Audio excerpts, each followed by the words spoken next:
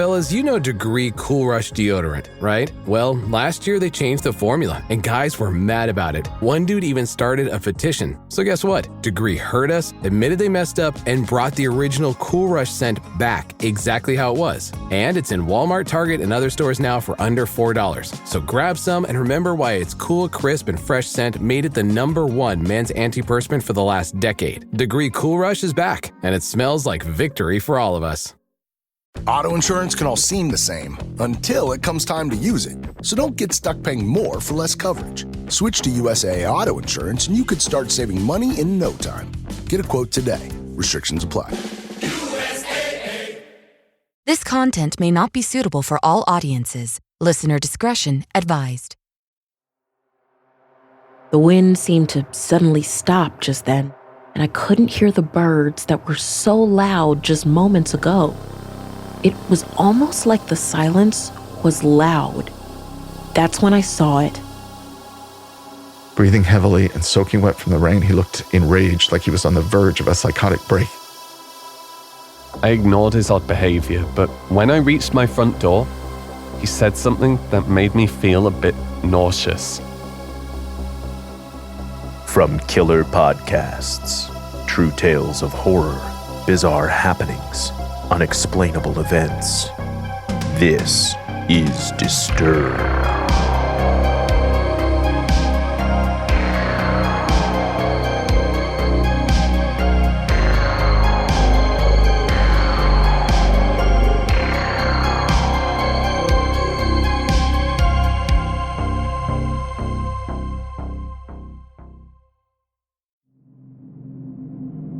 Hello, and welcome back to the show. This week, we're bringing you 5 stories that will freak you out. So sit back, listen closely, and dive into the horror. First, a story narrated by Kim Andrews from Reddit user Citrus Grim. My neighbor's bedtime routine is frightening.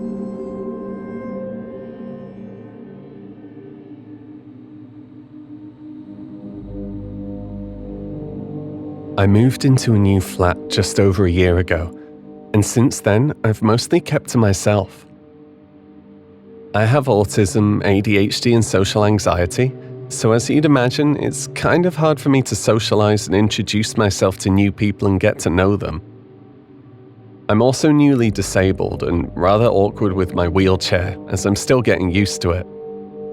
My upstairs neighbor is a young guy, and I don't want to say anything too bad about him, since most of my suspicions are just based on things I've seen happen around his flat. But I will say that he reminds me a lot of my mother, who was a drug addict and an alcoholic. I heavily suspect he's a dealer too, but like I said, I only have my suspicions and no actual proof. Basically, I feel kind of uncomfortable when he's around, and I make a point not to be outside when he or his friends are. Yesterday morning, though, I happened to run into him, and his behavior was a little off. He was staggering a little, and he kept approaching me, hesitating and then returning back to his front door. He did this maybe 5 times as I was slowly wheeling my way back to my house. I ignored his odd behavior, but when I reached my front door, directly beside his, he said something that made me feel a bit nauseous. He told me that sometimes, when he's smoking in his back garden at night, he looks at me through my open curtains while I'm asleep.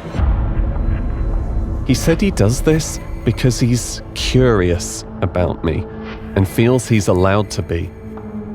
He said if I would talk to him and visit him more, he wouldn't have to go stealth mode. I just nervously laughed it off, then quickly locked myself in my flat. I usually sleep with my curtains partially open because my cat likes looking out the window. I have blackout curtains, so I like to let some light in. The pitch darkness makes me nervous, but I don't like leaving lights on all night because I'm paranoid about fire. Another thing to keep in mind is that my back garden is entirely fenced in, but the fence between our 2 gardens is shorter for some reason than the rest of the fence. I'm pretty sure that in order to see into my window, he'd have to lean a whole lot over the fence, which would probably be uncomfortable as fuck for him. Or he'd have to actually be in my garden, which I don't want to think about right now, honestly. I'll obviously be closing my curtains from now on. Every time I'm in my room now, I'm looking out the window, paranoid that I'll see him leaning over the fence, watching me.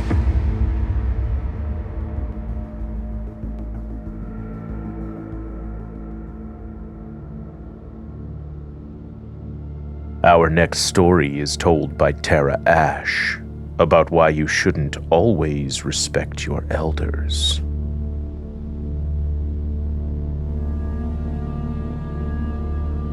I grew up in a very small U.S. town right next to the Mexican border.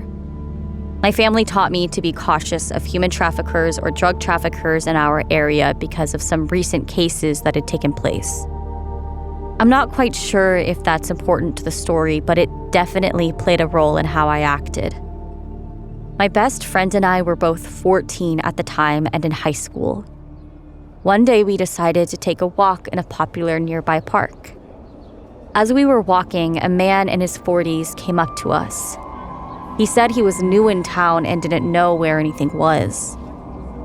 My friend and I gave each other a look of slight nervousness, but kept our cool.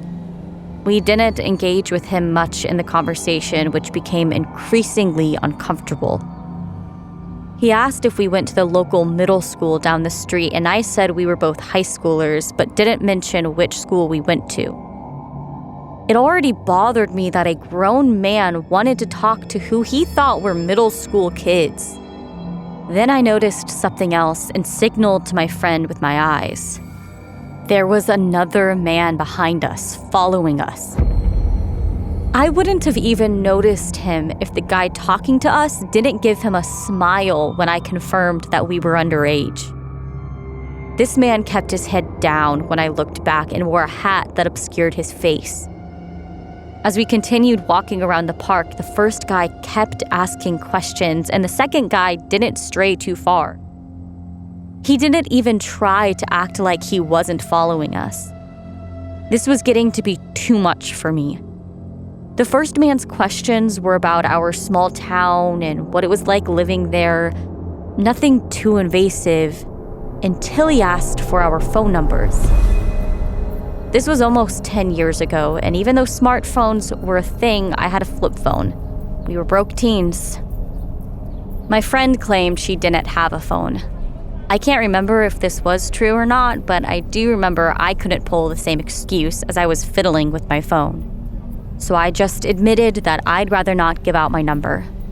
He started saying things like, "Oh, come on, why not? You girls can show me around town." Things like that. I just explained I had limited texts and minutes, so I didn't give out my number easily. That's when I noticed how dark it was getting outside. His questions kept us stuck in the park till dark because we were too scared to try and walk home out of the fairly popular park where there were other people. These guys were much bigger than us. I knew we couldn't keep delaying, so I decided to just bite the bullet. I told him it was getting dark and we had to start heading home, then directed my friend towards the edge of the park to our houses. But that didn't stop him. He followed after, saying he could drive us home and we wouldn't have to walk. I lied and claimed my home was just down the block. It was actually 5 very long blocks away, a 20-minute walk. The man claimed he wouldn't feel right just letting 2 young girls walk home alone, and then pointed at a nearby parking lot saying, "Look, my car's not too far. Let me just drive you home." At this moment, I noticed the second man following us was suddenly only 2 or 3 steps behind us. Nope, I said it was faster if we just walked, then quickly said bye, nice to meet you, and hurried off with my friend. My mom always taught me to be polite, and looking back, I wish she hadn't. Ladies, don't be polite to men that creep you out. I was too young to know that then, but if this happened now, I wouldn't have been so polite. My friend and I sped walked across the street, only to see both men hurry to the parking lot. I didn't think much about them hurrying away. Instead, I felt a rush of relief that they weren't following us anymore. That relief, however, was short-lived. We were walking on the left side of the road, and before long, we noticed a van turn onto the street on the right side of the road. It was freaking them. They were on the opposite side of the road, but they were hardcore staring at us as they drove by, only to do a sharp turn at the end of the block. Feeling a bit wary, we decided to cross the street just in case. It was the right decision. They came right back to the road. Luckily, this time we were on the right side of the street and they were on the left. These streets were pretty big. They couldn't just drive on the opposite side. They kept staring as they drove past, only to do another sharp turn at the end of the block. There was nothing for us to do in the middle of this long block except hide and hope for the best. We ducked behind a car parked in someone's driveway and waited. An old lady spotted us and seemed suspicious but didn't say a word. She watched the street as well, and the same van drove by again.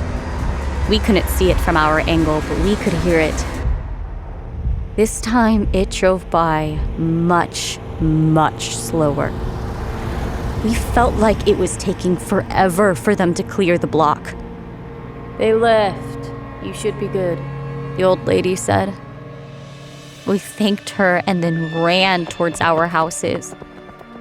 My friend lived closer than I did, so after I made sure she got inside safely, I ran all the rest of the way to my house. I kept my eyes on the street, watching for the van, but they either lost us or gave up. I still have never been more scared in my life than that night, running 2 blocks home at night by myself.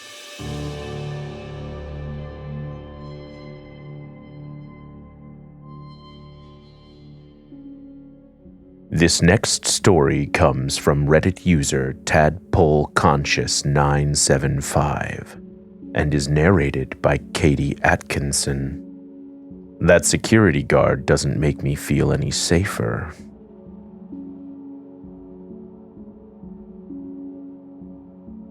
The weirdest thing happened to me this morning when I went to the gym around 5:30 a.m. The building is open 24 hours, and as such, there's always a security guard manning the front desk that sits in the middle of a large, fairly empty foyer. Behind the security desk is a row of elevators. The gym is on the 4th floor, and I'm not sure what's on the other floors above or below it. A bunch of office spaces, I suppose. It was still dark outside as I walked in. I was still really sleepy, but ready to work out. I noticed that the security guard was someone I hadn't seen before. He smiled at me from behind his desk computer, and immediately I felt weird. Nothing out of the ordinary happened, but I got these weird chills, and I thought, I don't like this guy. Before I could give him the benefit of the doubt, he stood up and walked out from behind the desk to wait with me by the elevators, which I thought was strange. Didn't he have to remain at the security desk? Why would he be going to another floor? But who knows? I didn't know everything his job entailed, and it wasn't my business. That being said, I still didn't want to ride in an elevator with him. Something just told me to stay put. When the elevator opened, he gestured to me as if to say, "After you." I faked a phone call and smiled in a way that said, "Oh, looks like I can't take the elevator, all yours."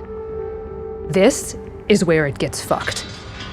I stayed there for another 7 minutes. I know it was about that long because I listened to 2 songs with my headphones in. Then I finally pushed the elevator button. It dinged immediately, like it was already on the floor. Sure enough, the door opened and I walked over to it. The guy was still in the elevator. He never left the floor. He never went up. He was just standing in the elevator the whole fucking time. Was he waiting for me? Then he gave me the creepiest smile, as if to say, "Aren't you going to get in?" I took 3 steps backward. He could tell I was really startled. Like an idiot, I took another fake phone call, then decided to take the stairs. As I was working out, I got less sleepy and kept thinking about that interaction. It was getting more and more bizarre the more I thought about it. Was I overreacting by being freaked out? I just had this horrible feeling and still do. Weird building security guard, I really hope we never meet again.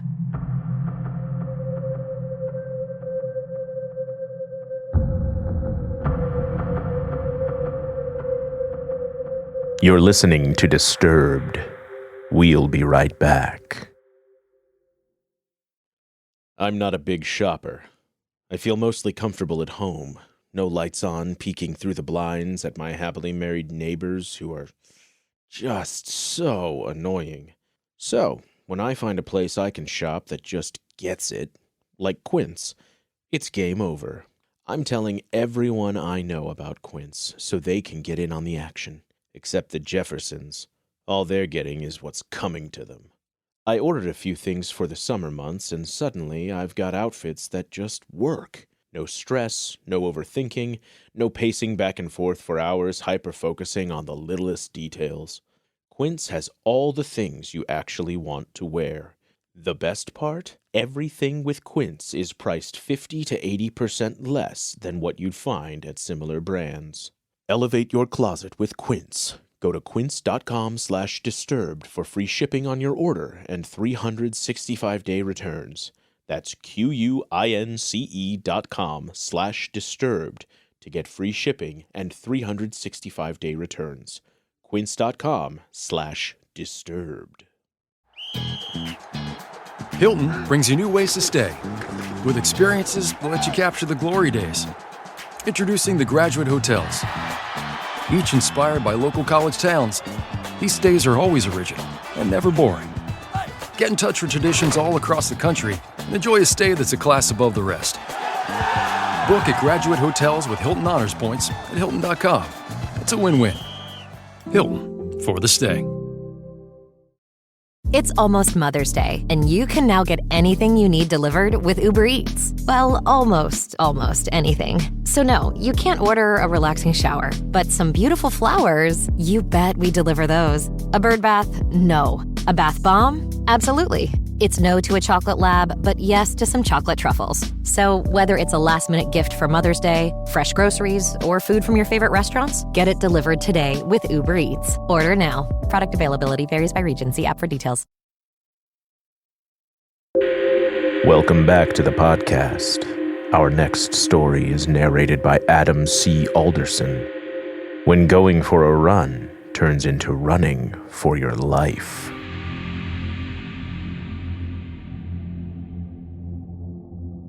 I'm going to start out by saying that you should always be careful when going for a run. Even if it's in a popular place, or even if you've run the trail a dozen times, it's always important to be aware of your surroundings.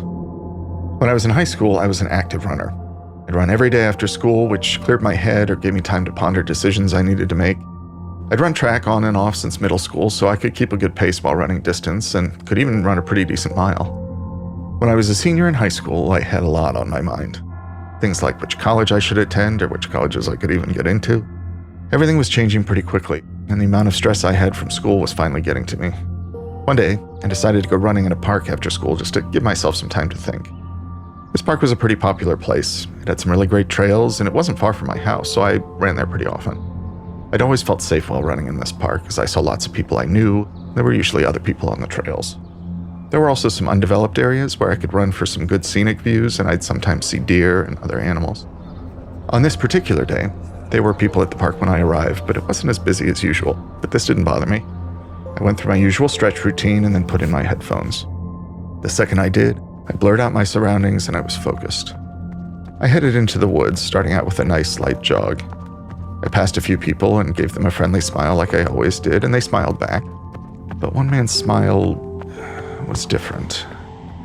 Imagine someone's face is tilted downward, but their eyes are looking up at you, smiling but showing no teeth, like in a horror movie. It was extremely unsettling, but I just nodded and waved as I normally would. I tried not to pay too much attention to the man and just kept running. I ran a few laps around the common park area, and I kept passing that man in the same spot, which struck me as weird. These weren't short laps, these were each 5 to 8 minutes long, and yet he just stayed in the same spot. Each time I passed, I politely nodded and kept running. After a while, though, I started to think more and more about the situation. I began wondering why this man hadn't moved much from the original area I saw him in. At this point, I started seeing fewer and fewer people on the main trails, and it became later in the afternoon. The sun was covered by clouds, and although it hadn't set yet, it was getting dark and gloomy as if a storm were coming. It was late April, so it would get hot and rainy pretty frequently. I decided I would run a little bit longer until it started to rain, and then I would head back to my car. I ran past the main parking lot and noticed that my car was the only car still parked in the lot. I figured everyone else saw the rain coming and decided to leave. As I re-entered the running paths, I soon passed the place I'd been seeing the strange man. He was gone. I slowed down to catch my breath and walked down the trail for a few minutes. As I was gathering my thoughts, I started feeling like I was being watched. Couldn't hear the wind blowing through the trees or cars driving on the main road. All I could hear was my own breathing and the music blasting through my headphones. I looked around and didn't notice anything, so I kept walking but remained vigilant as I couldn't shake the feeling that someone was watching me. I glanced down at the ground for a few moments as I walked, and when I lifted my head again, I noticed the man from earlier walking in my direction. Only this time, he wasn't smiling. He looked agitated, so I didn't bother to smile or wave. I put my head back down to avoid making eye contact. I noticed something I hadn't clocked before. He was wearing jeans, boots, and a long-sleeve shirt. The temperature was in the low 80s, and it was still humid from the rain in the days prior, so he had to be uncomfortably warm. I kept walking for a minute, hoping I was in the clear. After about 20 feet, I glanced behind me, and to my surprise, I saw that he'd turned around and was now walking in my direction. I picked up my pace, started jogging, leaving my headphones out this time. I could hear his steps matching mine. I glanced back again, and sure enough, he was jogging too. Jogging. In jeans, boots, and long sleeves, I thought to myself.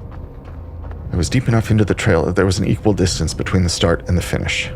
If I kept going, I would loop around to my car without having to turn around, but I knew every step took me deeper into the woods and farther away from the main road. I knew I couldn't turn around and run past that man. If he was planning on doing something, I didn't want to find out. I still had almost a mile left on the trail, but every time I picked up the pace, so did he. I kept hoping that he would stop to take a breath, but he never did. The woods were much darker now, and the rain had started pouring down. I was soon drenched. I took another look back, and the man was even closer than before. He was gaining on me. I was approaching a scenic dip-off trail that was overgrown and covered by leaves and sticks, leading downward on a slope. People had stopped running down it because of how steep it was, but it cut right down the main loop, saving probably a third of the remainder. At this point, the only people who really knew about it were the people who had run it before it became overgrown. I knew I had to make a quick decision, so I went for it, hoping that if he was following me, he wouldn't calculate my next move. I picked up my pace as fast as I could, running straight forward on the main path, and covered my face with my arms as I cut a sharp left, running through the twigs and vines and leaves. I heard an audible gasp followed by the sound of heavy footsteps. I ran down the hill as fast as I could, hoping I'd made the right decision, too afraid to look back until I reached the bottom of the slope. When I finally made it to the foot of the hill, I turned around for the last time. There he was at the top of the hill looking down at me. Breathing heavily and soaking wet from the rain, he looked enraged, like he was on the verge of a psychotic break. I didn't stick around. I ran as fast as I could to my car, and I quickly jumped in. Pulled out of the parking lot as fast as I could, and as I looked in the rearview mirror, I could see the man on the edge of the woods, still staring at me. It immediately sent chills down my spine. I was shaking the whole way home, but I was too afraid to tell my parents, because if I did, they wouldn't let me run again, and that was my only form of solitude. I laid in bed all night in fear, thinking about his unnerving smile and how creepy he was. I told myself I should have known something was wrong sooner. After replaying the scenario in my head over and over, I eventually fell asleep. I was awoken at 3 a.m. by my stepdad, who'd just gotten home from work. He entered the house in a panic, screaming for me. I sat up as he came into my room asking if I was okay. When I asked why, he pointed outside. I hurried outside to see my car door open. My car had been gone through, the seats slashed, and the back window busted. I was confused as nothing was stolen. For someone to just destroy my car was strange. I started thinking about who would do something like this. We lived in a secluded area with only 2 neighbors who didn't even live that close to us, so of course they hadn't heard anything.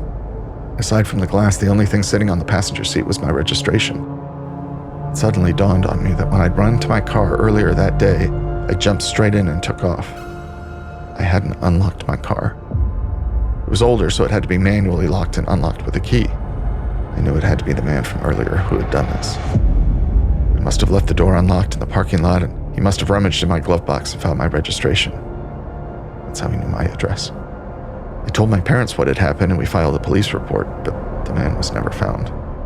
I moved to college shortly after, and my family sold the house while I was in college.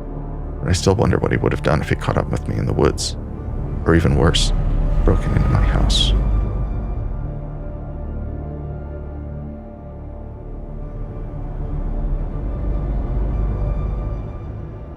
Our final story is narrated by Jhas Williams from r/backwoodscreepy. Taking my dog out for a walk led to an unspeakable discovery.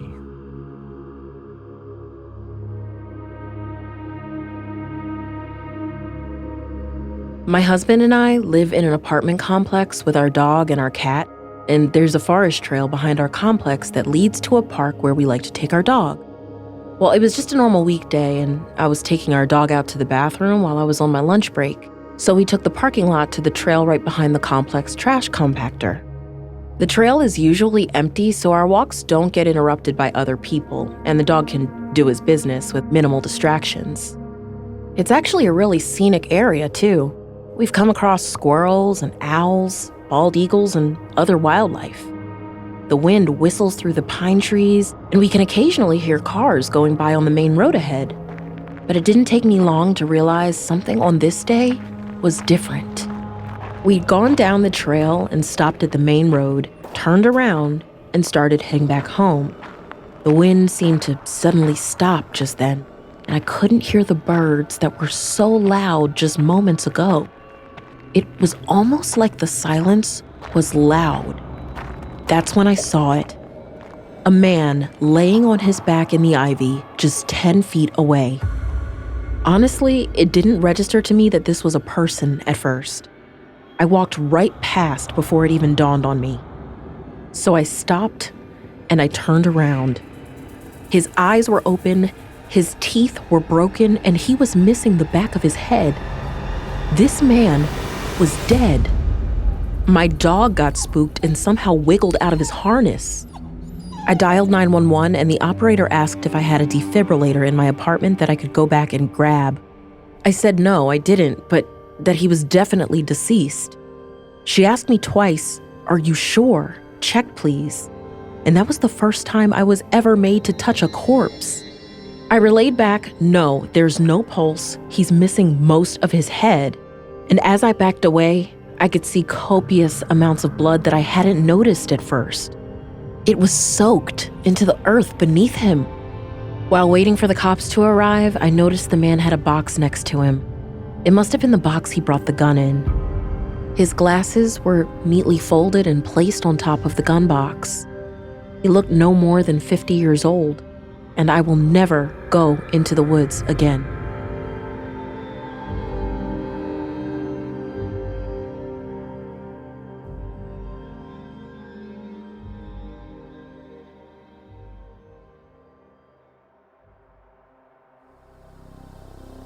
Want more Disturbed? Check out our Patreon for member-exclusive content, early merch access, and other cool perks. I'm your host, Doug Bailey, and this has been Disturbed, a production of Killer Podcasts and part of the Evergreen Network. For more paranormal and true crime shows, visit killerpodcasts.com. Follow our social channels at Disturbed Podcast on Instagram or Disturbed_pod on Twitter. If you enjoyed the show, please consider subscribing and reviewing on your favorite listening platform. Share your own true horror story at disturbedpodcast.com. Music by Epidemic Sound and by Carl Casey at White Bat Audio. Our producer is Elizabeth Flood. Our audio engineers are Nathan Corson and Will Pritz. Executive producers Bridget Coyne and Noah Fouts. Until next time, stay safe out there.